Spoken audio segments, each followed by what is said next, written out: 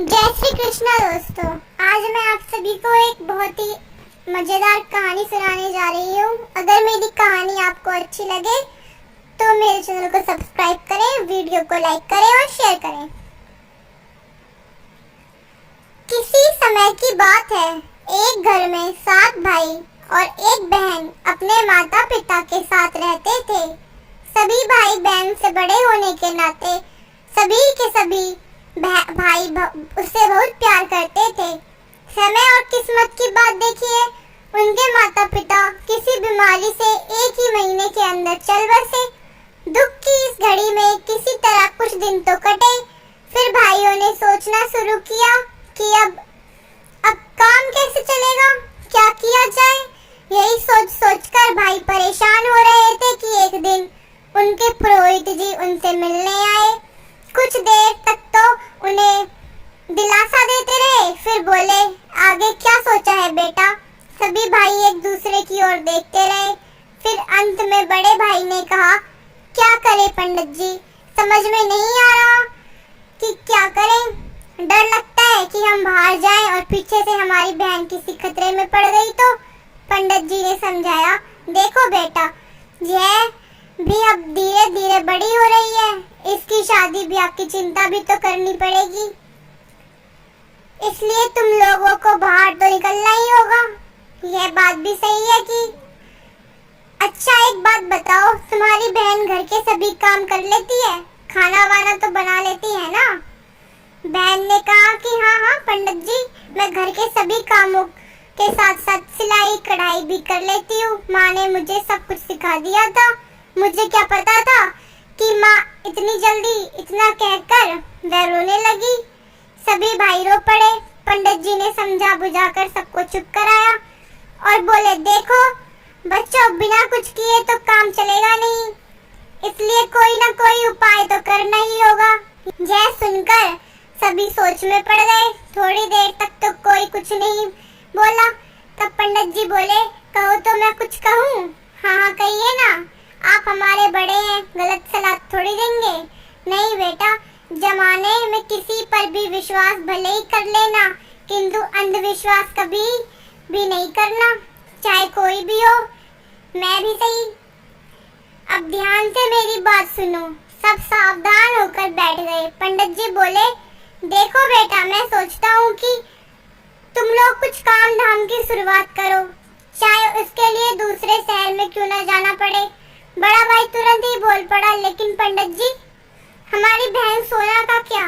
अरे बेटा, पहली बात तो यह है कि उसकी देखभाल तुम लोग करते नहीं, बल्कि वही तुम लोगों के खाने पीने का ध्यान रखती है। प्रश्न केवल उसकी सुरक्षा का है, वही तो समस्या है, वरना हम लोग मेहनत से थोड़ी ना डरते हैं। दूसरा भाई बोल पड़ा। पंडित जी हंसकर बोले, जानता हूँ, वही तो बता रहा हूँ। सुनो, मेरे पास एक शक्ति है जिससे मैं तुम्हारे दरवाजे के पास लगे इस नीम के पेड़ को बोलने की क्षमता प्रदान कर सकता हूँ, जिससे ये दरवाजे पर खड़े व्यक्ति की सही जानकारी सोना को बता देगा, और अगर पेड़ को किसी ने कोई नुकसान पहुँचाया तो मैं तुम्हें तुरंत खबर कर दूंगा। इसके रहते सोना घर में सुरक्षित रहेगी।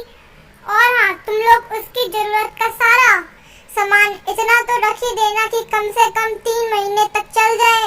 और हाँ सोना, तुम अपने भाइयों के द्वारा रखी गई अग्नि को सुरक्षित रखना, जिससे तुम्हें बाहर ना निकलना पड़े।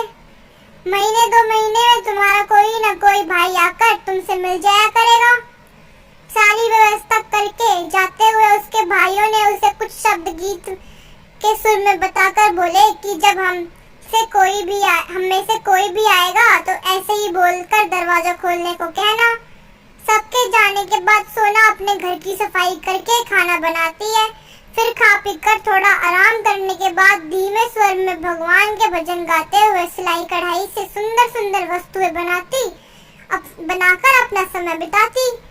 जब कभी उसके भाई आते तो बोलते, सोना बहन खोल दो किवाड़, तेरे भाई प्यारे खड़े द्वार। और नीम का पेड़ भी जब वही बात दोहरा देता तो सोना दरवाजा खोल देती।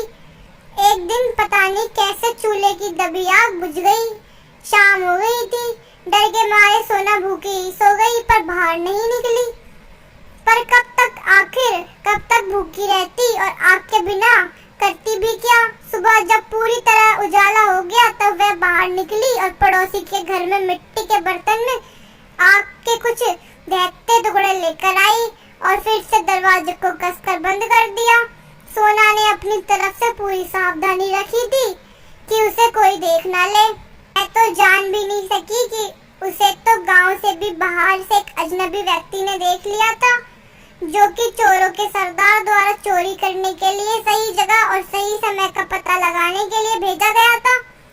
अब तो वह भागता हुआ अपने सरदार के पास पहुंचा और तुरंत खबर दी कि उस गांव में एक बड़े से घर में एक सुंदर सी लड़की अकेली रहती है।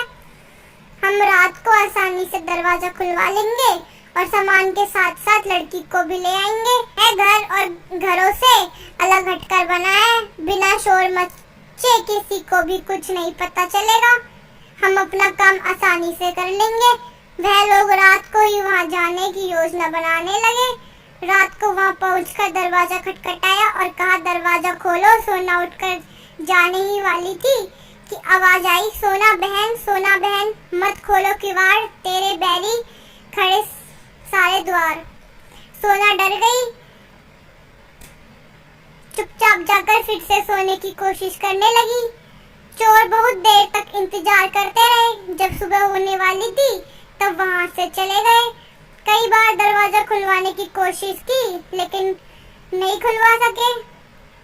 एक रात गांव में सन्नाटा देखकर उन्होंने नीम के पेड़ को काट दिया। भगवान की कृपा से कुछ पत्तियां छप्पर में फंस गई थी। रात को फिर चोर आए और दरवाजा खटखटाया। सोना डर के मारे रोने लगी कि अब कैसे पता चलेगा कि कौन है, लेकिन तभी उसे धीमी सी आवाज आई, सोना बहन मत खोलो किवाड़, तेरे बैली सारे खड़े द्वार। दरवाजा नहीं खुला तो फिर वापस चले गए। 3-4 दिन तक कुछ भी नहीं हुआ। चोर फिर से आए और योजना के अनुसार 7 लोग इकट्ठे बोले, सोना दरवाजा खोलो, हम आ गए। सोना सोच में पड़ गई, अगर भैया होते तो वैसे ही गाकर बोलते। यही सोच रही थी कि फिर से नीम की धीमी सी आवाज आई। दरवाजा खोलने को मना कर दिया। चोर एक बार फिर असफल हो गए। अगले दिन सोना के सभी भाई ढेर सारा धन कमा कर लौट आए और खुशी भरी आवाज में पुकारा, सोना बहन खोल दो किवाड़, तेरे सातों भाई खड़े द्वार। सोना कुछ सोचती उससे पहले ही नीम की आवाज आई, सोना बहन खोल दो किवाड़, तेरे सातों भाई खड़े द्वार। सोना ने दरवाजा खोला और भाइयों को सब बातें बता दी। सबने गांव वालों के साथ मिलकर योजना बनाई और भाइयों के आने की बात किसी को भी पता नहीं चलने दी। अगली बार जब चोर आए और दरवाजा खोलने के लिए कहा तो सोना ने दरवाजा खोल दिया। जैसे ही चोर अंदर घुसने लगे सभी भाइयों ने शोर मचाते हुए उनको मारने लगे। जब चोरों ने बाहर भागने की कोशिश की तो गांव वालों ने घेर कर खूब मारा और पुलिस के हवाले कर दिया। फिर सब खुशी खुशी रहने लगे।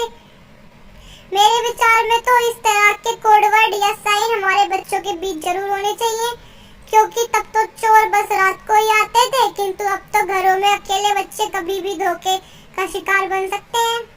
तो धन्यवाद दोस्तों। अगर आप सभी को मेरी कहानी अच्छी लगी तो मेरे चैनल को सब्सक्राइब करें, वीडियो को लाइक करें और शेयर करें।